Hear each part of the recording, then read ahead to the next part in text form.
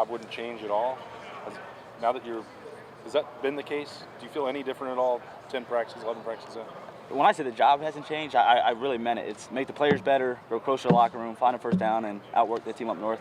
The job hasn't changed. The title, now the focus has changed a whole bunch. I used to pride myself on being involved with every unit in the locker room, and now I got 8 guys. I'm just worried about the tight end. So I apologize to the other position groups, but the focus has definitely changed. The job has not changed. When you look at it's probably not a fair way to ask this question, but what do you hope to accomplish with the unit as a whole? I know every specific guy's got a different plan.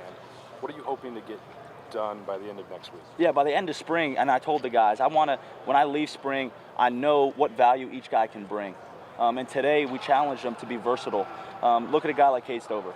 Everyone knows Cade as a big dominant blocker, physical leader. When he came back, I told him, you don't grow when you're comfortable.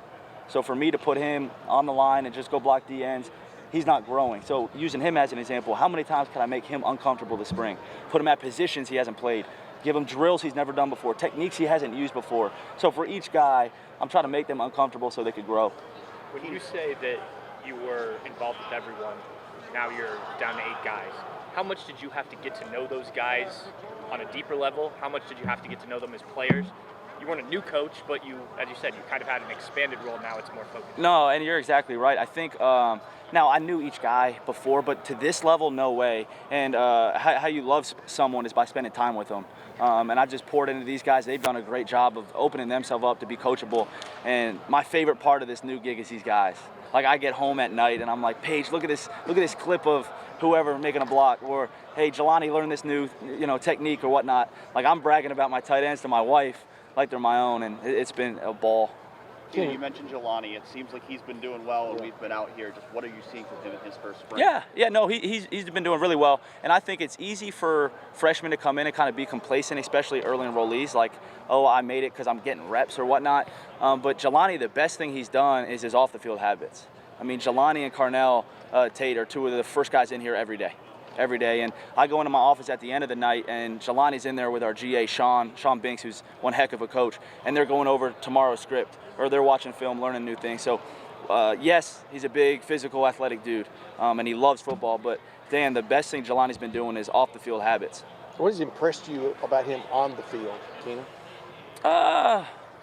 I mean, he stands out, number one. Physically. No, physically great. But again, I know you're not going to really like this answer, but it hasn't been something physically because God gave him talent. We challenge our guys to get skill and discipline. Yeah. And he's doing things now on film that, because he followed the lead of Cade and G and Joe and those guys, he's doing things now habitually, finishing +2, going 2 extra seconds on block set. You don't really see early release do. So that's what I'm most impressed with. When a guy like him comes in, when a superstar, so to speak, tight end comes in, what? No, but I'm saying, I mean a guy who made his mark by catching balls, not necessarily blowing people up at the line, you know what I mean? Yeah, I know. Do you know you've got a project there from the standpoint of the blocking part? I mean, just what is he like in that aspect? No, yeah, I mean, typically when tight ends come in, like you're saying, one play they got to be Paris Johnson, the next play they got to be Garrett Wilson, right? And I love those 2 guys, but we never asked Paris to get open or Garrett to block. So they got to do it all. And I think the versatility is something that's not usually done in high school, like you just said. If I'm Coach Boone down at Langston Hughes, I would have put Jelani out there and just throw fade balls to him. I would never ask him to block these DNs because you got a mismatch. But up here, you got to do it all, and that's the biggest adjustment. Yeah, me and that coach would get along, I think. Oh, he's the best. Real quick, we've talked to you many times, but your experience with the wides and stuff, how's that helped you in this role as the full-time tight end coach? You understand what I'm saying? I mean, what did you gain there that you're leaning on? Yeah, and not just specifically Tim the receivers, but also the O-line. I tell my guys in my future Buckeyes, I don't have tight end drills. And they're like, what? They're like, no, I got receiver drills, and I'm going to coach you like I coach Jackson and Chris and Garrett, and I don't have O-line drills. Because when it's time to block, I'm going to coach you like Coach Fry, Coach Paris, and DeJuan. Period. Because on one play, you got to be him, and one play, you got to be him. So I think just kind of molding those 2 together, tight end coaches are either run first blocking guys or route running guys. I got to do both. So when you come here and play tight end Ohio State, you're going to get coached like Jackson got coached and like Paris Johnson got coached. Thanks, man. You mentioned Jelani. I'm sorry. How much growth have you seen in him blocking? I mean, like you said, you have to be able to block a tight end. How much growth have you seen? Yeah, we're getting better every day. I think blocking something, again, you got to rely on technique. and his skill and discipline, and using a guy, again, those three older guys, KG, Joe, the whole room, have been really good for Jelani, and he's getting better every day. You seem like you're having a blast. Oh, yeah. Like, Oh, yeah.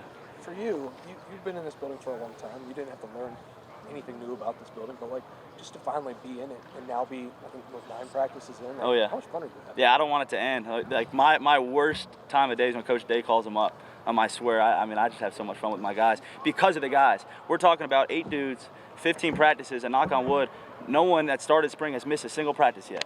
These guys just want to get better. They want to get coached, and I'm learning too. I mean, we got Coach Hinton and Coach Binks in the room. I'm learning from them every day. So it is a riot. Are you just like, so you said you don't want it to end, so like when you get into fall, has it, I guess what I'm trying to ask is, has it set in yet for you that like you haven't really made it, but also like you're finally in a position? No, excuse my language. No, I have not made it, and that's no. But I think what you're saying is, have I had an exhale aha moment that we're here? Yeah. I hope not. I hope not. The second I do that, I'm robbing these guys of maybe 1% of my best. So I hope it's going to be here on fire. If you see me walking around with a whistle or something, call me out on it. That's not happening. We don't typically see true freshman tight ends play much at Ohio State. Is Jelani somebody who has a chance to break that? And they all have a chance, Dan. I don't want to put expectations. Once you start putting expectations, you're gonna hurt yourself. If he keeps attacking every day like he has and off the field with Coach Binks, then he's got a shot. You know, last year when in the Georgia game, when Cade came out, there was obviously a noticeable drop-off from that point. His absence was pretty conspicuous. Where are things in terms of developing these other guys to maybe, if that happens again, you guys aren't left in such... Yeah, no, and that's a great question. The only way we're going to figure that out is if I replicate that at practice. There's been times that, again, using Cade as an example, Cade's been the absolute best at being uncomfortable. So there's been times that I sent him down with the receivers to learn some route running work, and I said, hey, guys, Cade's out the game. Joe, G, Bennett, Sam, Pat, you guys got to fill it, right? Because Georgia, we didn't anticipate that, and we had to throw Mitch in there. And Mitch, I'm always use Mitch Rossi as an example of stepping up and having competitive excellence. So kind of simulating that in the spring's been great. Hey, Cade, you're out these 2 periods, you know? And then also for Cade, what if, okay, your shoe's untied. What kind of leader are you from the sideline? Because he's the guy who always wants to be in the trenches. Okay, how do you lead from the sideline? Keenan, do you have someone who can do some of the things that Mitch did for you all as sort of that like insert kind of fullback blocker role? Yeah, we definitely got some ideas and we're playing with them. I'm not gonna say what we've been doing. I'm not gonna be that guy, but yeah, we're definitely kind of playing around. How many different jobs can each of my tight ends do? Right? Can I be a route runner and a blocker? Can I carry the ball? You know, that versatility we've been playing around with. Last year, this time last year, it seemed like Joe was on a pretty good upward trajectory, and I know he got hurt and he had the personal stuff off the field that was unfortunate. But how do you see him now, maybe on the other side of some of that stuff, and is he looking like the guy who seemed like he was making some moves last year? Yeah, Joe. This version of Joe Royer is the best that I've seen, and I think it goes back to 8 weeks before spring ball. He's added 12 pounds. I mean, he was bragging he was the heaviest tight end in the room. And now Cade has slimmed down, and Cade looks great too. But I think those extra 10 pounds of muscle have been helping out Joe. He's doing some things now in the blocking game and the route running game that maybe he didn't even do a year ago because he was lighter. So yeah, no, he's definitely playing well. Just look down there and see Bennett working with the quarterbacks. It seems like every day that we're in here, he's working one of the last guys off the field with the quarterbacks. Have you seen that from him? Yeah, his work ethic is great. His work ethic is great. Every day, like you just said, Bennett is always trying to get better. And hats off to him. No, if he keeps that up, he's gonna have a great career here. You mentioned you're not satisfied. You don't want to be satisfied. Where's the goal? What do you want to do long term? I just try to keep the blinders on. I know, yes, I have my own goals, and I'll look at them one time a year in July when I'm on the beach with my wife. But besides that, I mean, we got whatever tomorrow's practice is. We got to have a great meeting, and we got to beat Indiana week 1. Have you seen G's mindset kind of grow a little bit since? It's not a secret what happened in November with him, but like, you know, where has he rebounded best from that moment? And do you think he used it as a learning opportunity maybe to grow? Yeah, and I think if you ask G, say the same thing. He and I every day are talk about stacking days, just one day at a time, one period at a time. And he's done a great job at that. Has not missed a practice, has not missed a rep yet so far.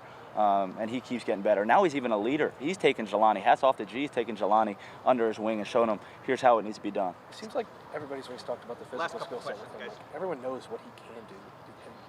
Who's that, G? Yeah. Is it more like almost like a mental block from going over from wide receiver and starting there, then coming to tight end, and then I don't know, trying to get on the field now. Do you see like him start to get over some of that? Yeah, no, and I don't think it's a mental block. I think it's actually the opposite. I think his mentality is great. I think it's a physical thing, right? Again, I'm asking a guy who was with Coach Hartline for 2 years, who came in as an X receiver to block JT, and the next is Jack. So he's getting those techniques down. His body's changed, and again, he's doing that better than he ever has. Do you think it was frustrating for him because obviously when he moved to tight end, there was a block at wide receiver?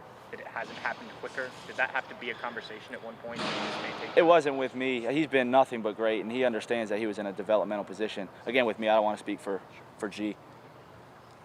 What else? Sorry if you asked earlier about Jelani, but he's somebody who stands out to us and certainly looks big for a freshman. But where's he at? How's he coming along?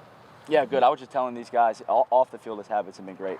So every day he's gotten better. And that hasn't been a coincidence. He spends more time in here at night with Sean Binks than anybody. So, yeah, really impressed. Spending time doing what? Learning the playbook, watching his film, the plays that are in tomorrow, walking through those, taking care of his body. What's the challenge for freshmen to play at the tight end position? Because that's not like necessarily there's a lot on your plate. How big a learning curve is that? Yeah, first off, I think learning the playbook, right? We have a pro-style offense, so I got to learn the run game, right? That maybe a receiver doesn't maybe have to do as much. I got to learn the pass game that an offensive line doesn't have to do as much. So we're kind of have to learn it like a quarterback. We got the run game, the pass game, and the pass protection game. So learning it's one thing, and then executing it with the techniques and against some pretty big dudes and physical dudes is the second piece. On the field, is there anything jumped out about him? No, I think I was telling these guys he's just a competitor and he loves it. And I think that's definitely a trait. Keenan, thank you very much. Of course. Thank you, guys. Appreciate it.